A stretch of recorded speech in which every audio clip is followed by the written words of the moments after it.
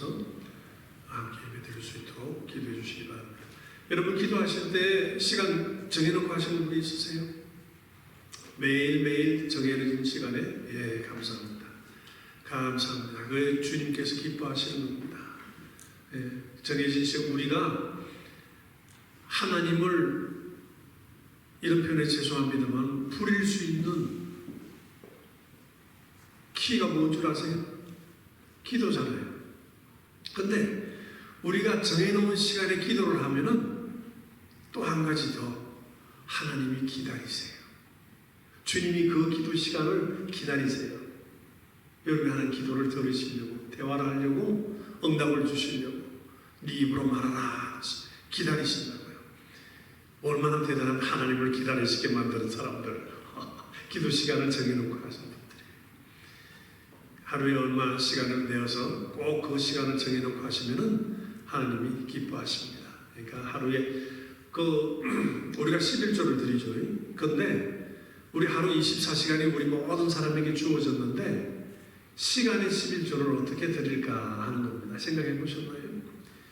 내가 하루 24시간 자는 시간 8시간을 뺀다 그래도 나머지 그 시간 중에 10분의 1을 주님께 어떻게 드릴까 한번 생각해 보세요. 그래서 기도하는 시간을 정해놓고 내가 하루에 이만큼은 저는 기도를 해야지 하는 걸 정해놓고 한번 해보시길 바랍니다. 주님은 우리에게 가장 그 짧은 기도 시간을 1시간으로 말씀하셨어요. 1시간.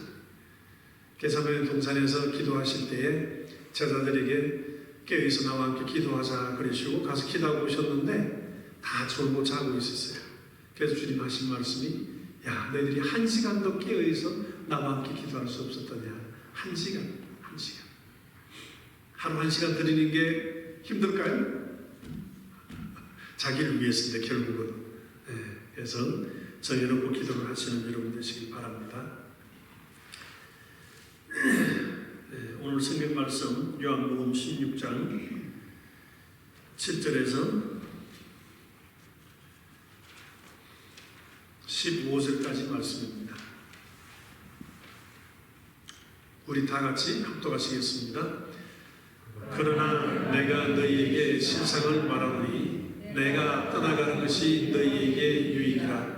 내가 떠나가지 아니하면 보혜사가 너희에게로 오시지 아니할 것이요 가면 내가 그를 너희에게로 보내리니 그가 와서 죄에 대하여 의에 대하여 심판에 대하여 세상을 책망하시리라.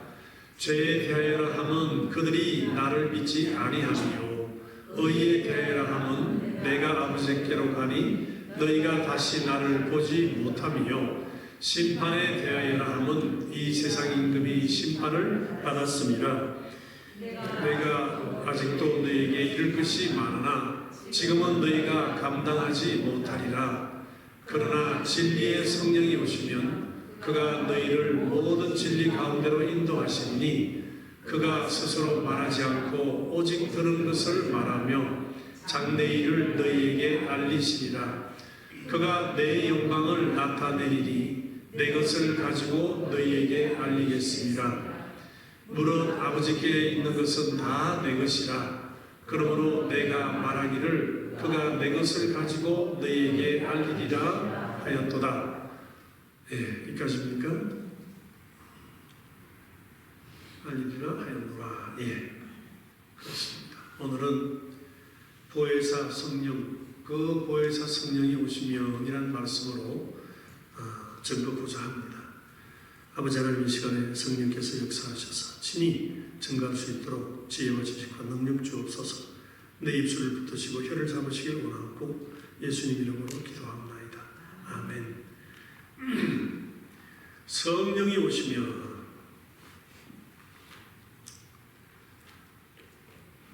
우리가 신앙생활하면서 성령에 대해서는 이야기를 많이 듣습니다. 성령에 대해서 그렇게 이야기를 많이 듣는데 우리가 성령에 대해서는 참 잘 모르는 것 같아요.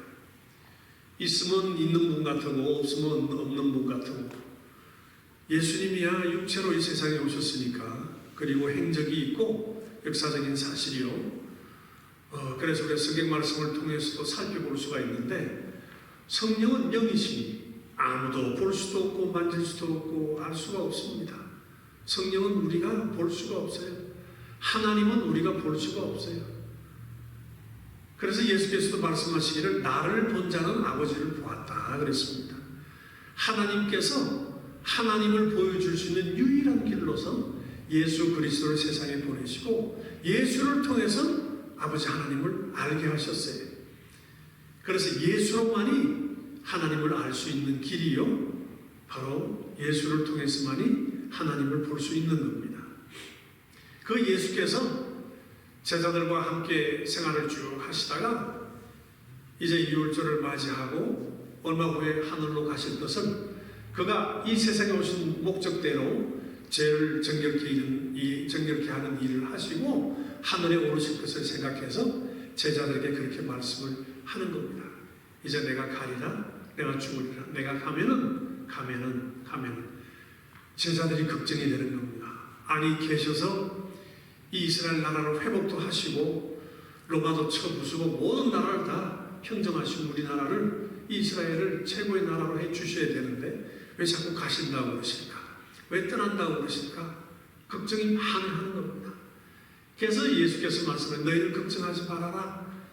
심령의 근심도 하지 말아라. 내 아버지 집엔 거할 것도 많고 내가 가면 처소를 예배해서 너에게 와서 내가 데리고 와서 나 있는 곳에 함께 있게 할 것이다. 염려하지 말라고 그렇게 해줘도 계속 염려가 되는 겁니다. 그래서 예수께서 말씀하신 일이 오늘 본문 말씀처럼 내가 실상을 말한다. 내가 실상을 말하오니 내가 떠나가는 것이 너희에게 유익이다. 내가 떠나가지 않으면 성령이 오지 않을 것이요, 성령이 오지 않으면 너무나 많은 것들을 모른다는 겁니다.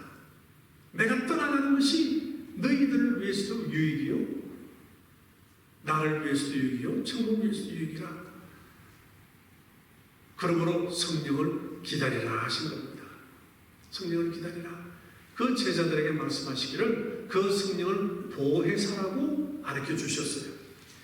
보혜사 성령이라고 가르쳐 주신 겁니다. 14장 16절에 보면은 요한복음 14장 16절에는 제자들에게 이야기를 내가 아버지께 구하겠으니 그가 또 다른 보혜사를 너희에게 주사 영원토록 너희와 함께 있게 하실 것이다 하고 얘기했습니다. 저는 진리의 영이요, 보혜사 성령은 진리의 영이요, 세상은 능히 보지도 못하고 알지도 못하고 받지도 못한다. 그러나 그분이 오시면 너희 속에 있을 것이다. 그리고 보혜사로 소개를 하셨는데 이 14장 16절에 말씀하시기를 또 다른 보혜사라고 하심으로써 또 다른 보혜사라고 하심으로써 또 다른 보혜사가 계시나 생각할 수 있는 겁니다. 이게 보혜사 성령이라 할 때 그리스도인들이 많은 오해가 있어요. 아버지를 하나님 아버지라 그러고 그 다음에 아들을 예수라 그러고 성령이 하나님 이름인가? 성령의 이름은 뭐지? 알지 못하는 경우가 있습니다. 하나님은 삼위일체 하나님이신데 하나님을 삼위를 부를 때는 아버지요, 아들이요, 성령으로 나타내는데 아버지 하나님을 얘기할 때 하나님의 본질이라고 합니다. 하나님의 본질, 모든 만물을 창조하시고 이루신 본질로서의 하나님을 아버지라 그러고 또 이 아들은 보이지 아니하는 하나님을 보이게끔 종의 형체와 사람의 모양으로 이 세상에 오셔서 보여주신 분이 곧 예수 아들이요, 이 아들이 말씀대로 오르셔서 보내주신 성령, 곧 하나님은 영이시니 하나님을 영어로 말할 때는 성령이시다는 겁니다. 그러니까 아버지와 아들과 성령 삼위는 일체가 되신다는 겁니다. 우리 삼위일체 교리가 이렇게 생각할 것 없습니다.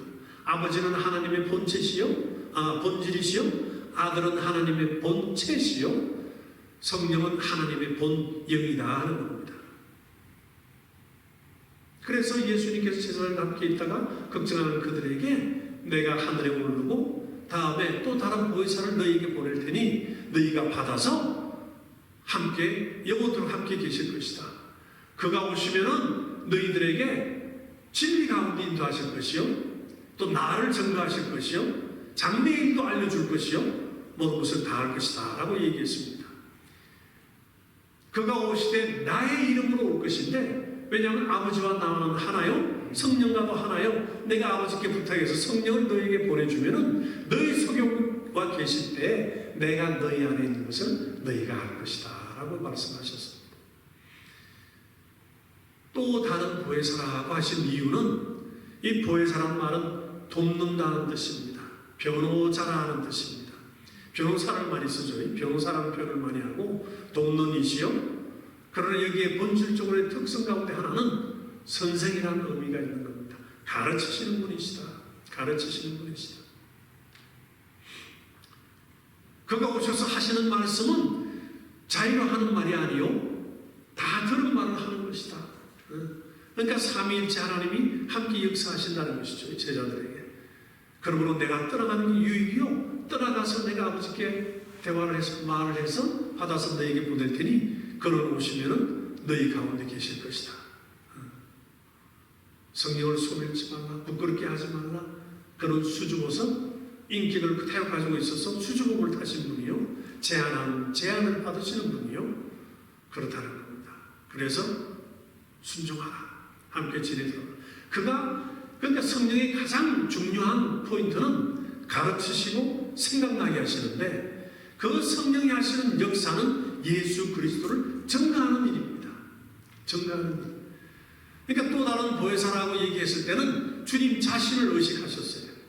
그러니까 주님도 보혜사라는 겁니다. 보혜사의 또 다른 말은 중보자라는 말씀이십니다. 예수 그리스도는 하나님과 우리 인간 사이의 중보자가 되셔서 항상 아버지께 말씀드리고 그러셨는데, 우리의 중보자가 되셨죠.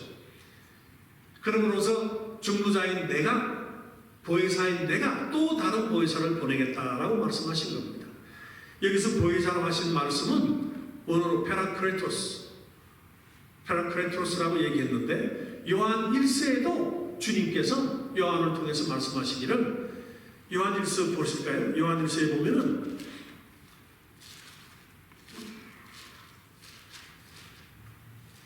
요한 1서 2장 1절에 보면은 나의 자녀들아, 내가 이것을 너희에게 쓰면 너희로 죄를 범치 않게 하려 함이라. 만일 누가 죄를 범하면 아버지 앞에서 우리의 대언자가 있으니, 대언자, 이게 보혜사라는 얘기입니다. 페라크레토스, 똑같은 말씀을 쓰셨어요. 그래서 예수님도 우리의 중보자 보혜자시요, 성령도 우리의 중보자 보혜사시라는 얘기입니다. 우리에게 대언자가 있으니 곧 의로우신 예수 그리스도시라라고 얘기한 겁니다. 그러므로 그가 오셔서 너희와 함께 영원히 거하실 것이다. 영원히 거하실 것이다. 그럴 때 성령이 너에게 임하실 때는 네가 내 안에 있고 내가 너희 안에 있는 것을 너희가 알 것이다 그랬습니다. 그리고서 죄를 정결케 하시는 일을 하시고 십자가에서 죽으시고 부활하신 다음에 제자들을 만나서 함께 40일 지내시다가 그가 승천하시기 전에 제자들에게 한 말씀이 무엇일까요? 너희는 이 예루살렘을 떠나지 마라. 기다려. 내가 약속한 바 아버지께 받아서 성령을 보내리니 성령을 받으라. 그러면 너희가 권능을 받고 유대와 사마리아와 온 땅의 끝까지 나의 증인이 될 것이다 라고 했습니다. 그러니까 성령을 받음으로써 증인이 될 것이라는 사실이에요. 주님께서 살아계실 때에 제자들에게 내가 그리스도라는 것을 말하지 말라, 내가 메시아라는 것을 말하지 말아라, 그렇게 부탁을 하셨어요. 오히려 내가 메시아라고 큰 소리를 치시고 온 세상에 밝혀야 되는데 제자들에게만 밝히시고 세상에 밝히지 말아라. 그 이유는 너희들로서는 나를 증거하지 못한다는 겁니다. 너희들로서는 나를 증거하지 못한다. 그러므로 성령을 받아라. 성령을 받으면 내 증인이 될 것이고 나를 증거할 수 있으니 이 땅과 세상 끝까지 가서 나를 증거하라 하는 겁니다. 그래서 120여 명이 성령을 받았어요. 받고 난 그때부터 벌써 마음이 뜨거워지고 성령을 받음으로써 약속대로 우리에게 성령을 보내셨구나. 그렇다면 주님께서도 보좌에 앉으셨구나. 너무 기쁘고 그때부터 예수 그리스도를 증거하기 시작하는 겁니다. 우리 예수님은 죽기 전에는 메시아가 아니었어요. 그리스도란 말은 세상 죄를 해결하는 분인데, 용서하시는 분인데 죽기 전에는 해결이 안 됐습니다. 그래서 메시아라고 그러지 말아라, 그리스도라고 알리지 말아라. 죽으신 다음에 죄를 정결케 하신 다음에 죽으시고 사흘 만에 부활하신 다음에 증거를 하게 하신 겁니다. 부활하신 사흘 후에 부활하신 그분이 바로 그리스도가 되신 거예요. 죽기 전에는, 부활하시기 전에는 그리스도가 아니었어요. 그러니까 세상 죄를 멸하고 우리 모든 죄를 담당하시고 죽으시고 부활하신 다음에 죄의 문제를 해결하신 다음에 비로소 그리스도가 되신 겁니다. 그래서 베드로도 막 증거하기를 너희들이 못 박혀 죽인 그를 하나님이 살리셨다. 살리신 다음에 그리스도가 추가되게 하셨다라고 증거를 하는 거예요. 성령을 받고 나서 막 증거하기 시작하는 겁니다. 그러므로 여러분, 성령의 가장 큰 역할은 예수 그리스도를 증거하는 일입니다.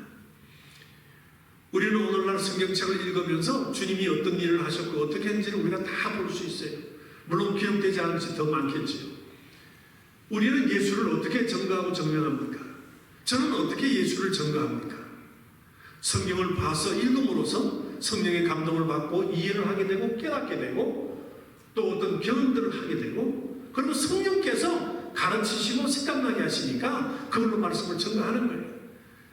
성령으로 아니하고는 아무도 예수를 주라 할 수 없다 그랬잖아요. 그래서 많은 사람들이 교회에서 주여 주여 예수여 예수여 부릅니다. 그러나 그들이 다 성령 받았을까요? 그렇지 않아요. 예수를 주라고 부르는 이들도 있지만은 믿지 않고 부르는 자도 있고 믿음이 있으나 아직 성령을 못 받은 자도 있고 성령으로 인침받고 부르는 주도 있는 겁니다. 사마리아에도 말씀을 받았다는 걸 소리를 듣고서 사도가 가서 말씀을 전거했습니다. 너희들이 예수를 믿을 때 성령을 받았느냐? 하고 물으니까 성령이 뭔가 우리는 알지도 못합니다. 그래서 성령이 뭔 상관을 가르쳐주고 예수의 일을 사역을 가르쳐주고 그 다음에 성령 받기를 기도하니 성령이 임하더라 그랬습니다. 우리가 믿는 즉시 성령 받기도 하고 믿음 생활하다 얼마 후에 성령을 받기도 하고 그런 겁니다. 그러므로 너희는 성령 받기를 기도하라 라고 성경이 말씀했어요. 성령 받기를 기도하라. 제자들과 많은 그 제자 그룹에 속하는 자들이 예수를 믿었어요? 안 믿었어요? 구세주인 줄 메시아인 줄 믿었습니다. 그러나 그들은 성령 받지 못했어요. 주님이 보내주셨을 때 비로소 오순절날에 성령을 처음으로 받은 겁니다. 그러므로 우리는 성령 받기를 사모하고 성령 받으신 분들은 걱정 없죠. 그러나 내 자신이 아직 성령을 받은지도 모른다면 사모해야 됩니다.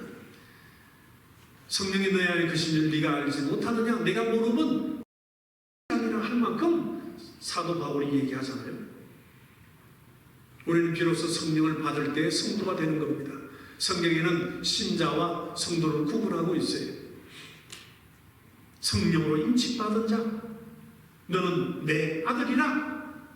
너는 확실한 성도로 하고 성령으로 인침받은 자가 성도요. 예수 이름을 부르는 모든 믿는 자들은 일반 신자들인 겁니다. 그러므로 내가 예수 믿기를 작정했으면 성령 받기도 작정해야 되는 겁니다. 그래서 이 성령이 오셔서 우리에게 가르치신다는 사실입니다. 내가 모르는 것들 성경을 읽음으로써 성령께서 가르치시고 생각나게 하시고 깨닫게 하신다는 겁니다. 내가 머리가 좋은 사람이겠습니까? 그래 좋지 않아요. 성경을 외우지도 못합니다. 어디 몇 장 몇 절을 보려면 기억해서 가서 찾아보고 그럽니다. 율법전서는 외울 수가 있대요. 율법전서는. 그런데 성경은 왜 이렇게 안 외워지는지. 그러나 외우는 분들도 많이 봤죠. 어떤 분들 히브리서 통째로 외우기도 하고 요 얼마 전에 보니까 성경으로 돌아가자 해가지고 미국 그 목사님 젊은 목사 한 분이 설교를 하는데 하나님이 우리에게 주신 가장 큰 선물 중에 하나가 이 성경책이다 하면서 로마서를 다 외워서 다 읽고 있는 거예요. 로마서를 1장부터 끝장까지 계속 설교 형식으로 다 읽는 거예요. 다 외워서 메모를 해가지고 은혜 받았어요. 멋지다. 나도 저렇게 한번 해봤으면 좋고 왜 저런 생각을 못했지? 성경을 막 읽는 거예요. 보고 읽는 게 아니라 외운 것을 로마서를 다 얘기하는 겁니다. 처음부터 끝까지. 그러나 전체를 다 외울 수는 없겠죠. 성경 전체 한부를 다 외울 수는 없을 겁니다. 그러나 우리가 성경을 읽고 잊어버리고 읽고 잊어버리고 읽고 잊어버리고 했는데 어느 순간에 말씀이 탁 생각나고 성령의 역사하시죠. 성령께서 생각나게 하시더니 생각나게 해주시고 기억하게 하시리라. 또 말씀을 가르치시리라. 예?